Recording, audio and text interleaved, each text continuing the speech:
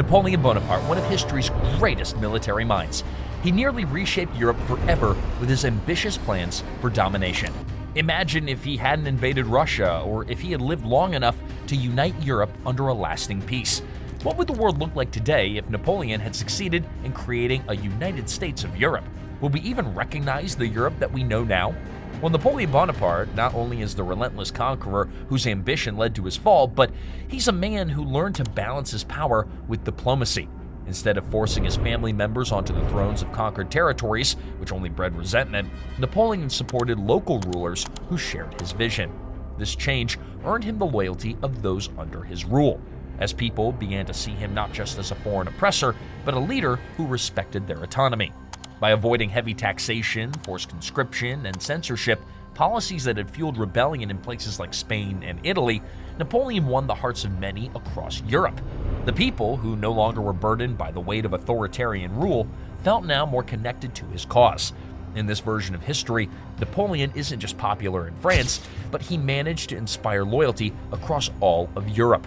With the new approach, Napoleon no longer relied solely on military force to maintain control, and his empire grew in strengths through political alliances and not through fear. One of Napoleon's greatest mistakes, of course, was his ill-fated invasion of Russia in 1812. It was a disaster from the very beginning, with the Russian winter decimating his army and draining the strength of his forces. In this alternate timeline, Napoleon avoids the catastrophic decision altogether. Instead of marching into the vast frozen landscape of Russia, he focused on strengthening his control over Europe, making his empire much more sustainable. By not invading Russia, Napoleon preserved the backbone of his army, and his rule remains unchallenged. In this scenario, the Sixth Coalition, which came together after Napoleon's Russian failure, never fully forms. Prussia, Austria, and other nations aren't emboldened to rise up against him. The series of rebellions and challenges that followed in his defeat in Russia doesn't materialize, allowing Napoleon to maintain a more stable and secure Europe. Without the disaster of the Russian campaign, Napoleon's power remains largely unshaken, and he continues to enjoy the support of all of his allies. In this reimagined history, Napoleon sets his sights on uniting Europe, not through brute force, but through the ideals of liberty, equality, and fraternity that were at the heart of the French Revolution. He creates a United States of Europe, a new political system with France at the very center. Unlike the authoritarian rule that he enforced in reality, this alternate Europe offers its people representation and shared governance. Autonomy is granted to the states under Napoleon's control, and instead of suppressing dissent with an iron fist, he uses diplomacy to maintain peace. Countries like Spain and Italy, which were hotbeds of resistance in our world, remain loyal in this timeline because Napoleon respected their cultural and political autonomy. By promoting unity through shared ideals rather than domination, Napoleon is able to forge a Europe that's both loyal and strong, with France leading the way but not overpowering its neighbors. Napoleon avoids one of the greatest historical mistakes, which is the invasion of Russia. Instead of attempting to conquer the massive Russian Empire, Napoleon used his diplomatic skill to broker a peace deal that changes the course of European history. Russia, while excluded from Napoleon's continental system, a trade blockade against Britain, remains neutral. This deal is a significant strategic win for both sides. Napoleon avoids the disastrous consequences of a war with Russia, and Russia doesn't suffer from being part of a European trade embargo that wasn't entirely in their interests anyway. By keeping Russia out of the conflict, Napoleon can focus on strengthening his empire from within and securing the peace with his European allies. With Russia neutral, Napoleon doesn't have to worry about the threat of a two-front war. The looming danger of a Russian invasion was no longer hanging over Europe, allowing the continent to thrive under French influence. Prussia and Austria, two of Napoleon's most persistent adversaries, are kept at bay because they now know that without Russia, any rebellion against Napoleon would be futile. This balance of power ensures that Europe remains stable and that Napoleon's empire remains intact. With Europe at peace and Russia neutralized, Napoleon's focus shifts toward a long-term vision for the continent, a united Europe built on shared ideals rather than military conquest. In this alternate history, Napoleon creates a much earlier version of what we now know as the European Union. His idea of the United States of Europe is one of a mutual cooperation, shared interests, and political alignment. Unlike the authoritarian empire that Napoleon ruled in reality, this alternate Europe is more decentralized and offers its people greater autonomy. Now, Napoleon's legacy isn't just military conquest, though. It's the creation of a new European order where countries work together for a common goal. France remains the leader of this new political system, but its control is less oppressive. Instead of dominating the continent through force, France serves as a guiding power, ensuring stability and prosperity across Europe.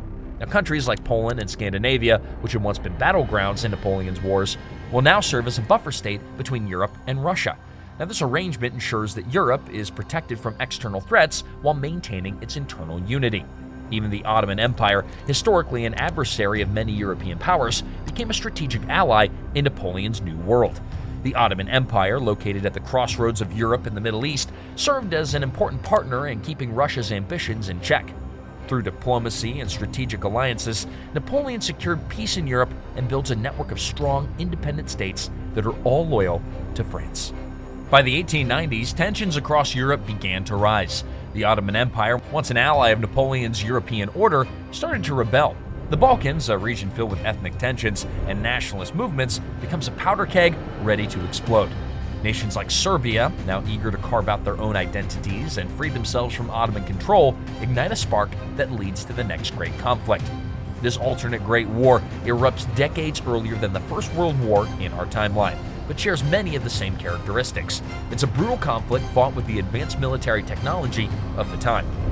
Rifle muskets, breech loaders, and early repeaters make the traditional Napoleonic tactics of marching columns and cavalry charges obsolete. The old ways of war, well, they no longer work, and the battlefields of Europe become bloodbaths.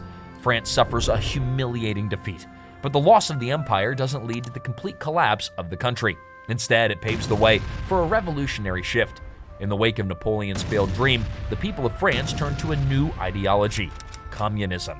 Karl Marx's ideas, which had been gaining traction in France for years, now take center stage as the people seek radical change from a system that failed them. Unlike the Russian Revolution, which led to the rise of an authoritarian communist regime, France's transition to communism takes a more democratic tone.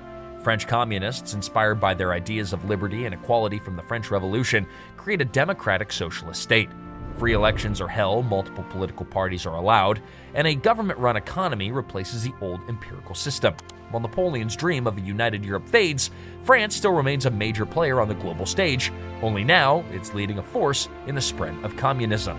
By the mid-20th century, the world is once again divided. But this time, it's not capitalism versus communism, it's different types of communism that define the conflict. On one side, you have the United States of Europe, still led by France. Now, this European bloc represents a more democratic form of communism, one that allows for political freedom and democratic governance alongside a state-run economy. On the other side, you have the Soviet Union, led by Russia.